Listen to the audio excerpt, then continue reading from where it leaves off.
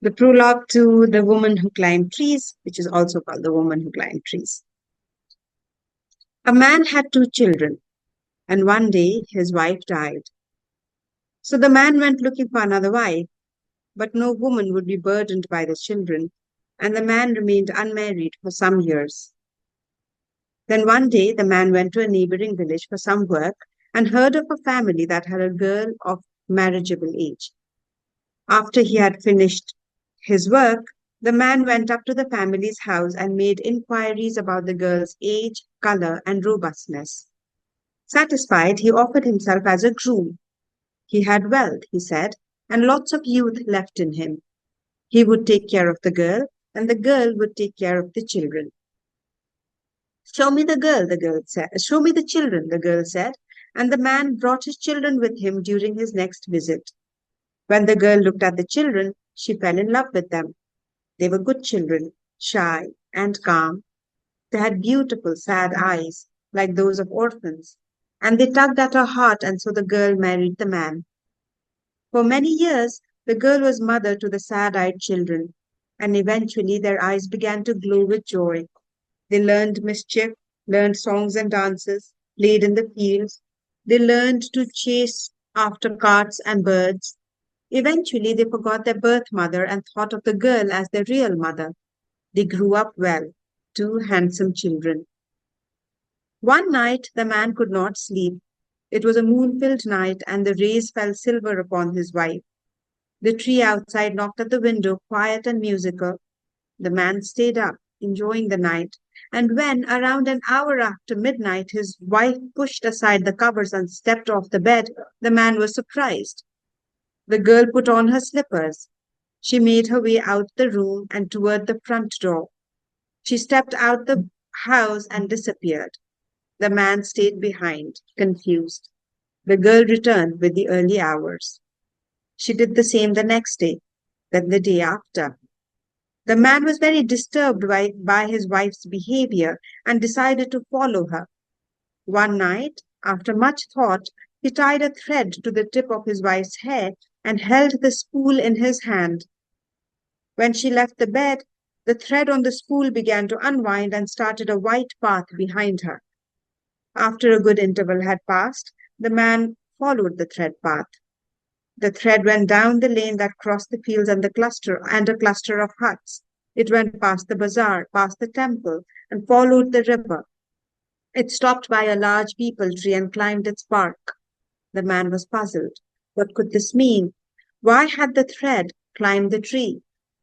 He looked up, and sure enough, there was his wife up on the tree, sitting on its branches, enjoying the wind and the stars.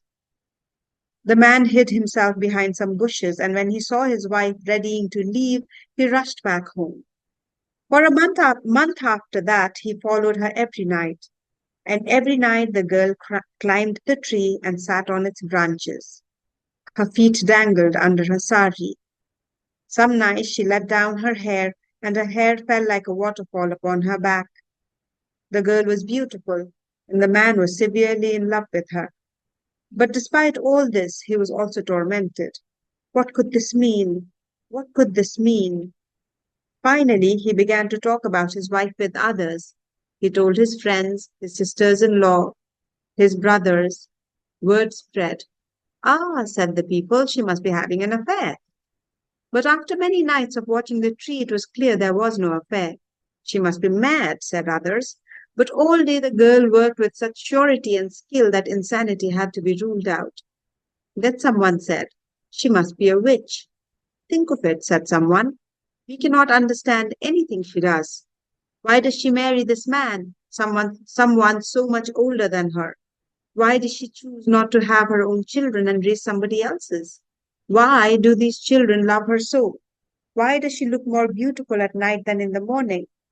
Why does she sit high in a tree? Nobody could answer. The man thought hard about it and decided it was time to let the children know. She does not love you, he said. She is a witch. That is not true, cried the children. She loves us. She feeds us sweets, stitches our clothes, gives us baths, sends us to school. strokes our hair until we fall asleep, and sings in our sleep so we dream sweet. She loves us. Does she? Said the man. Come with me and I will show you.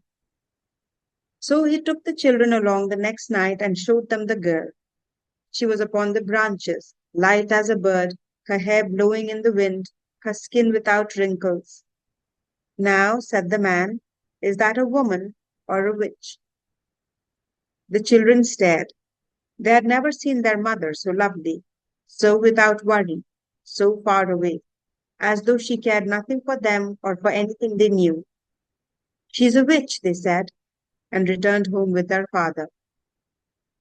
The next night, the man, the children, the friends, the sisters in law, the brothers, the elders of the family, elders of the village, surprised the wife by springing out of the bushes. When the wife fell off the branch, they gave her a good beating. The wife stared at her husband and said nothing. But when she saw her children, she began to weep. Save me, she cried. But the children, who had never seen their mother look so beautiful, could not step forward. They looked away and stared into the distance in fear. They pushed their fingers into their ears so they would not hear her scream. Then the villagers carried her to the river. The children stared into the distance. They kept their fingers in their ears and did not hear their mother thrashing under the water, nor did they hear the silence when it came.